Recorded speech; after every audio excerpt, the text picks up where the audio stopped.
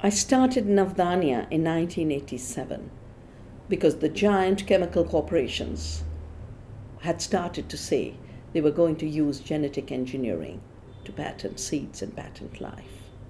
That was ethically, scientifically, legally outrageous to me.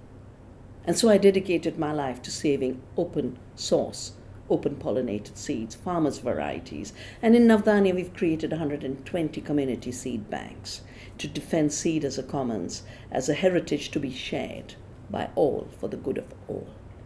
The bees, the pollinators, the butterflies, the soil organisms, and the last human being. Why is patents on life and patents on seed so wrong? Because life is self-organized complexity that renews and reproduces itself. It is not a machine. It is not a manufacture. For the poison makers to define this as their self-replicating machine invented by them is the biggest lie in human history. And it's a lie we must challenge at every step. A lie we have challenged at every step. First by saving seeds and saying we do not accept patents on life. This is our seed satyagraha.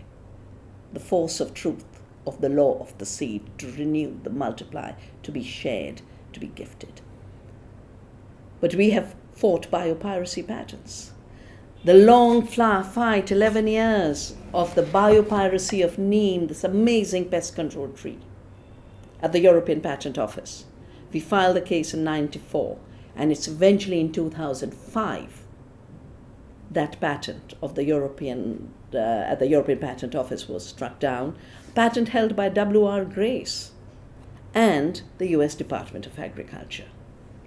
And then the Basmati patent held by Rice-Tech. We defeated that one too. And a wheat patent on an ancient Indian wheat variety that Monsanto had patented because it had no contribution to gluten allergies and they wanted a monopoly on the gluten market. And all of these companies are now jumping into patenting climate resilient crops. Every patent on climate resilience is a biopiracy patent because resilience is not a single gene trait. Genetic engineering can only manipulate single traits. And the tomato patent that we are collectively challenging is based on conventional breeding, something farmers have done for centuries, public scientists have done for decades. This is not about innovation and inventiveness, which is the only domain of the Patent Office. This is about theft of the planet's living genetic resources. It's a theft of our biodiversity and our indigenous knowledge. And that is why we are joining the challenge to Syngenta's conventionally bred tomato patent.